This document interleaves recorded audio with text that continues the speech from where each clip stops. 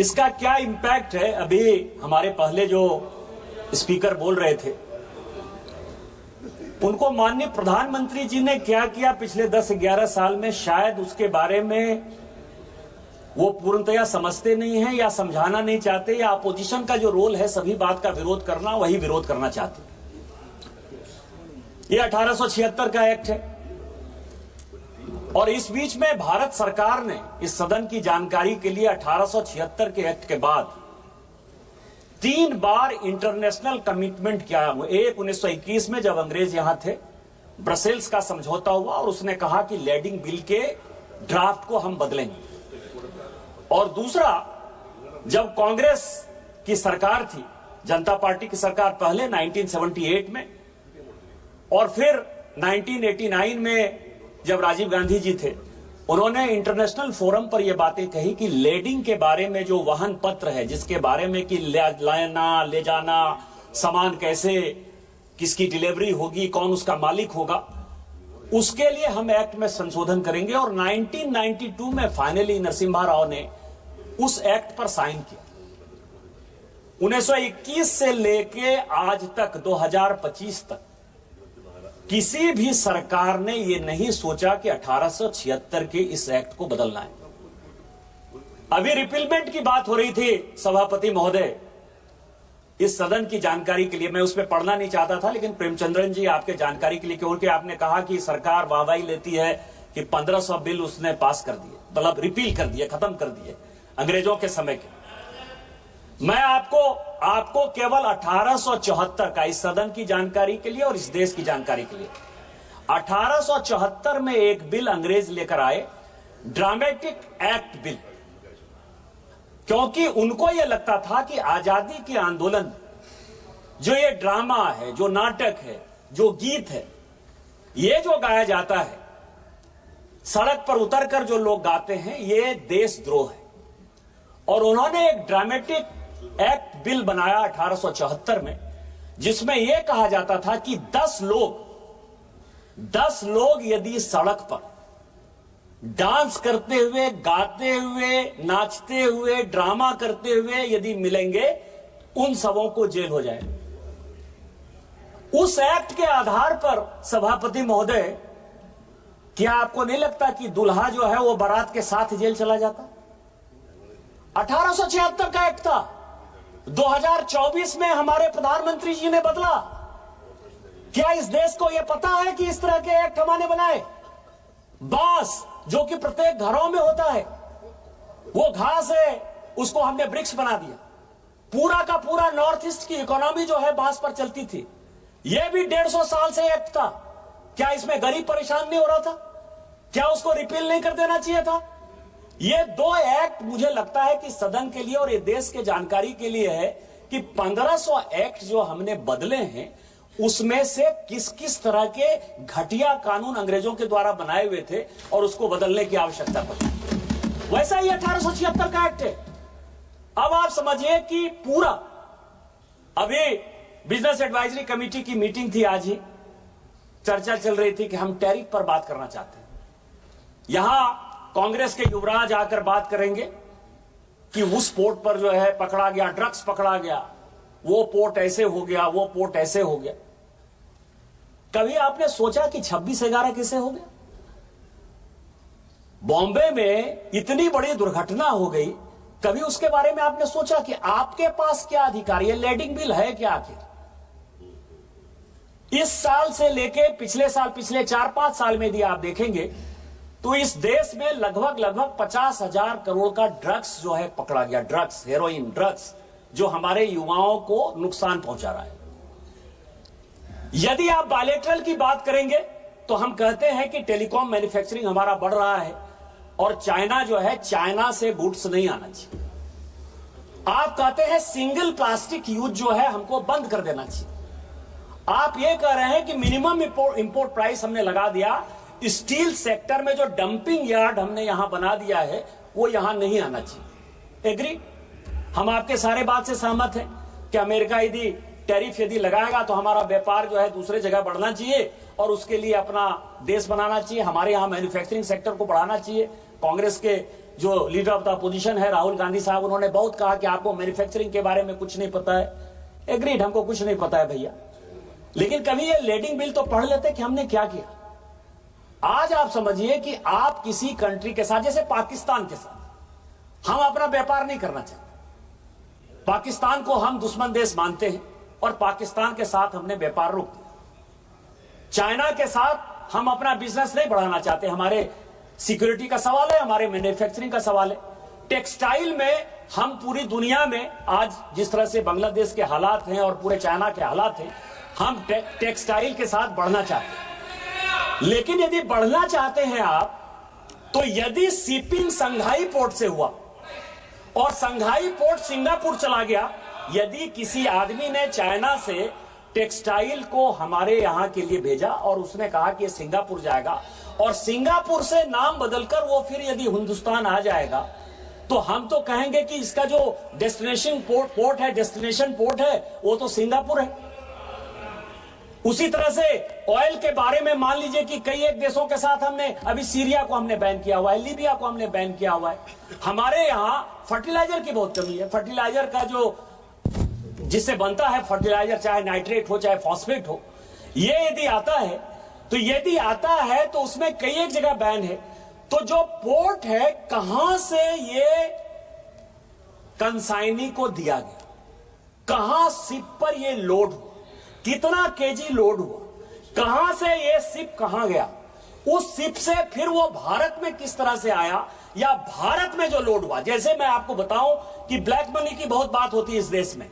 Black money के बारे में 72-73 का जो रिपोर्ट है, और 2012 में इसी सदन में जो ब्लैक मनी पर माननीय प्रणब मुखर्जी साहब ने, तत्कालीन वित्त मंत्री जी ने, जो बाद में राष्ट्रपति हुए, उन्होंने जो व्हाइट पेपर जारी किया, व्हाइट पेपर में उन्होंने कहा कि ब्लैक मनी जनरेट होने का सबसे बड़ा साधन 85% इस देश का ब्लैक मनी केवल और केवल इंपोर्ट और एक्सपोर्ट से हुआ। इंपोर्ट और एक्सपोर्ट का जो बिल है, उसके बारे में कभी सोचा है आपने कि हम यहां से भेज रहे हैं, मान लीजिए कि टेक्सटाइल भेज रहे हैं, और वहां से जो है आर्म्स का हमने ले लिया ऑर्डर कि हम जो है स्टील की फैक्ट्री ला रहे हैं जी, आर्म्स खरीद कर ला रहे हैं जी, या कोई भी चीज ला रहे हैं। इसके बारे में इस देश में 1876 से लेकर आज तक एक बहुत बड़ा वैक्यूम है। जिस इलेक्ट्रॉनिक्स की बात करते हैं कि ई बिलिंग होनी चाहिए, इलेक्ट्रॉनिक बिलिंग होनी चाहिए, प्रेमचंद्रन साहब आपकी जानकारी के लिए पूरी दुनिया में 45 मिलियन बिलिंग होती है, लैडिंग होती है। उसमें से पूरी दुनिया, आपने अमेरिका का उदाहरण दे, क्योंकि दूर का ढोल सुहाना होता है। अमेरिका को मान लीजिए कि अमेरिका बहुत डेवलप्ड है, बहुत अच्छा कर लिया होगा। चीन बहुत डेवलप्ड है, बहुत अच्छा कर लिया होगा। यूरोप पूरा अच्छा कर लिया होगा। इस सदन की जानकारी के लिए कि इलेक्ट्रॉनिक बिलिंग, लैडिंग का केवल और केवल 2.1% होता है पूरी दुनिया, केवल 2.1% होता है। यदि 2.1% होता है तो हम तो कम व्यापार करते हैं। हमारी इकोनॉमी तो 4 ही ट्रिलियन की है। यूएस की इकोनॉमी हमारे से कितने आगे होगी, यूरोप की कितनी आगे होगी, इंपोर्ट एक्सपोर्ट चाइना का कितना ज्यादा होगा। वो क्यों नहीं करते इलेक्ट्रॉनिक? तो इसीलिए हम जितना कर पा रहे हैं, शायद इस दुनिया में बहुत कम ऐसा देश होगा करना चाहिए। इसीलिए मैं कह रहा हूं कि जब हम बिल पर चर्चा करते हैं तो बिल को एक सही परिप्रेक्ष्य में देखने की आवश्यकता है। इस बिल के क्या क्या फायदे हैं और क्या क्या नुकसान है, यह समझिए कि सबसे पहले है कि इससे क्या फायदा होगा। पार्टी डिटेल्स मिलेगा कि किसका प्रोडक्शन है, किस कंपनी ने यह प्रोडक्शन किया है। यदि स्टील आ रहा है, मान लीजिए स्टील सेक्टर को ही लेंगे, तो चाइना की किस कंपनी ने इसको प्रोड्यूस किया है, अमेरिका की किस कंपनी ने इसको प्रोड्यूस किया है। उसके बाद आएगा कि उसको इंपोर्ट का लाइसेंस किसको दिया गया, यह दूसरा सवाल है। इंपोर्ट के लाइसेंस के बाद जब वो पोर्ट पहुंचेगा, तो पोर्ट में जो है उसको यह बताना पड़ेगा शिप ऑनर को, कि शिप ऑनर को यह बताना पड़ेगा कि इस इंपोर्ट के लाइसेंस के लिए यह ऑथराइज था, उसने इस शिप पर चढ़ाया। उसके बाद यह जिम्मेवारी जो है शिप ऑनर की हो जाएगी। और शिप ऑनर के बाद हमारे यहां जो इकोनॉमी होती है, जैसे नीरव मोदी का किस्सा हुआ। नीरव मोदी का किस्सा क्यों हुआ? क्योंकि बैंक की जो गारंटी थी, जिसको एलसी कहते हैं, जिसके आधार पर कि भारत में कोई सामान आएगा या भारत से कोई सामान जाएगा, तो जो बैंक एलसी खोलता है, जो आपको लाइन ऑफ क्रेडिट देता है, उसमें से आपको पता है कि पंजाब नेशनल बैंक का परेशानी हुआ, स्टेट बैंक ऑफ इंडिया का परेशानी हुआ। यह परेशानी के लिए वो कौन सा आदमी है जिसने कि एलसी मंगवाया है? कौन सा आदमी? जैसे गुजरात के पोर्ट में आप कहते हो कि ड्रग्स पकड़ा गया, ड्रग्स किसने मंगाया? Who knows? Nobody knows। और आप फिर भारत सरकार, तो इसमें लैंडिंग बिल में जो सबसे बड़ा है कि पार्टी का डिटेल्स आएगा, उसकी पूरी चेन आएगी। क्या ये बिल आने की आवश्यकता नहीं थी? दूसरा है कि कार्गो जो है, कार्गो कहां से कहां गया। आज मैं बताऊं कि कई एक ऐसे कंट्री हैं, जैसे यूएस ने कई एक, रूस को बैन कर रखा है। आपको पता है कि रूस से यदि कई एक सामान यदि जाता है, अमेरिका जाता है, वो कैसे जाता है? तो जो उसकी फ्रेंडली कंट्री है, मान लीजिए कि ब्रिटेन उसका फ्रेंडली कंट्री होगा, सिंगापुर उसका फ्रेंडली कंट्री होगा, तो रूस से वो सामान जो है शिप होकर चला गया सिंगापुर, चला गया वो यूके, और वहां से जो है वो वापस जो है यूएस के रास्ते में चला जाता है। लेकिन जब हम ये बिल लेकर आएंगे, लैंडिंग बिल आएंगे, तो उसमें पूरा का पूरा ट्रांसपेरेंसी होगा कि डेस्टिनेशन कहां से ये निकला। ये जो है, ये दूसरा है। तीसरा है कि कार्गो जो है, कार्गो वो वेट नहीं करेगा। एक सीएजी की रिपोर्ट आई कि यूपीए के सरकार के समय कम से कम 50,000 करोड़ रुपया सालाना केवल लॉजिस्टिक और कार्गो वेट में जाता है। आपको पता है कि आज की डेट में कई एक ऐसे पोर्ट होंगे, क्योंकि पोर्ट सेक्टर में कई एक समस्याएं हैं। जैसे कई एक लोगों ने कहा कि राज्यों का सवाल है, राज्यों का इन्फ्रिजमेंट है, राज्यों के पास पोर्ट है। मुझे कभी कभी हंसी आती है और कभी कभी परेशानी होती है कि पता नहीं इस देश में क्या होगा। यहां दो चीजें, मेजर पोर्ट है और माइनर पोर्ट। मेजर पोर्ट कौन है? जो भारत सरकार जिस पोर्ट को बनाती है। मैं आपको बताऊं, जैसे यहां दादा स्वागत बाबू बैठे हुए हैं, कलकत्ता का जो पोर्ट है वो मेजर पोर्ट है, और जो हल्दिया का पोर्ट है वो माइनर पोर्ट। मेजर पोर्ट इसीलिए कि वो भारत सरकार ने बनाया, और हल्दिया का पोर्ट यह है कि राज्य सरकार के सहयोग से बना। मेजर और माइनर पोर्ट का यह फर्क है। माइनर पोर्ट मेजर पोर्ट से ज्यादा बिजनेस कर रहा है, व्यापार कर रहा है। कई एक माइनर पोर्ट ऐसे हैं जिनको कि मेजर पोर्ट से उनका कोई कंपटीशन नहीं है, वो माइनर पोर्ट ही पड़ा है। लेकिन डिफिनेशन क्या है? जो केंद्र बनाएगी वो मेजर पोर्ट है, जो राज्य बनाएगी वो माइनर पोर्ट है, और उसका जो लेजिस्लेशन है वो भारत सरकार एक का तय करेगी, एक का राज्य सरकार तय करेगी। जैसे अरविंद सावंत जी मैरी टाइम बोर्ड की बात कर रहे थे।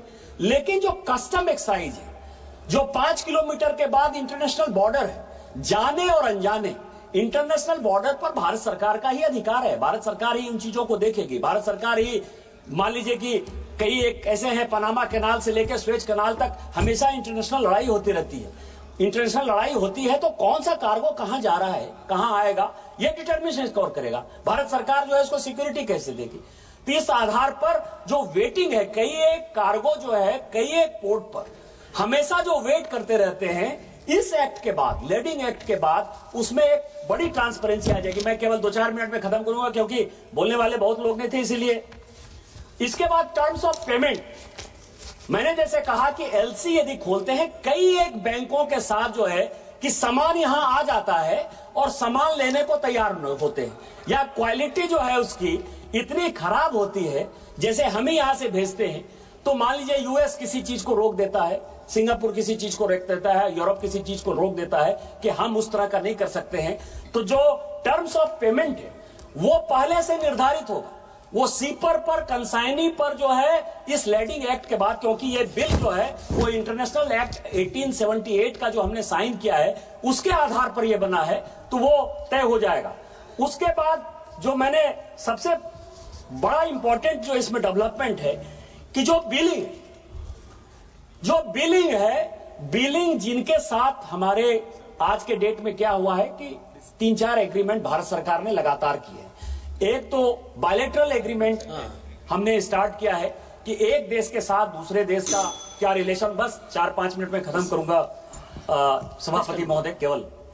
तो जो उसका जो बायलैटरल है, बायलैटरल में हमने मान लीजिए कि किसी के साथ टैरिफ में किसी को कंसेशन दिया, या किसी के साथ हमने सहयोग किया, जैसे नेपाल हमारे साथ है, भूटान हमारे साथ है, हम इंडोनेशिया के साथ, साउथ ईस्ट एशिया के साथ, कंबोडिया के साथ पूरा बिजनेस करना चाहते हैं। कई एक ऐसे कंट्री हैं, जैसे नेपाल एक ऐसा कंट्री है, भूटान एक ऐसा कंट्री है जिसके पास पोर्ट नहीं है। तो इनलैंड वाटरवेज के साथ जब उनके हम सामान को ले जाएंगे तो वो बिलिंग जो है वो महत्वपूर्ण होगा कि ये मेड इन नेपाल है, मेड इन भूटान है। और इस तरह से कई एक कंट्री में जो उनकी व्यवस्थाएं हैं, लोग उसको, जैसे बांग्लादेश के साथ टेक्सटाइल सेक्टर में आपको पता है कि 10% कंसेशन है, इसीलिए हम उसके साथ मुकाबला नहीं कर सकते। तो ये सारी चीजें तय हो जाएंगी। केवल अंत में सभापति महोदय, इस सदन में चोला वंश से लेके लैंग्वेज के ऊपर बहुत बातचीत हो रही है। ये देश संविधान से चलता है, आर्टिकल 343 से लेके 348 तक नेशनल लैंग्वेज क्या होगा, बातचीत करने का लैंग्वेज क्या होगा, तमिल की क्या स्थिति होगी, हिंदी की क्या स्थिति होगी, अंग्रेजी की क्या स्थिति होगी, इस देश में पहले से निर्धारित है। इसीलिए मेरा आग्रह होगा कि डीएमके चुनाव हारने के डर से, वोट बैंक की पॉलिटिक्स के आधार पर कभी भी लैंग्वेज की बात नहीं करे और सेंटिमेंट को खत्म नहीं करे, क्योंकि आर्टिकल 15 में किसी भी कास्ट पे, रिलीजन पर, रेस पर कोई चर्चा नहीं हो सकती। और संविधान को, यदि बाबा साहब अंबेडकर के संविधान को डीएमके खत्म करना चाहती है तो भारतीय जनता पार्टी में जब तक मोदी जी की सरकार है हम उसको खत्म नहीं करने देंगे, हम मुकाबला करेंगे। Coming elections, use that as the plank. Use that as the plank in 2026 elections. Try it and see if you can. Supriya Sule, please.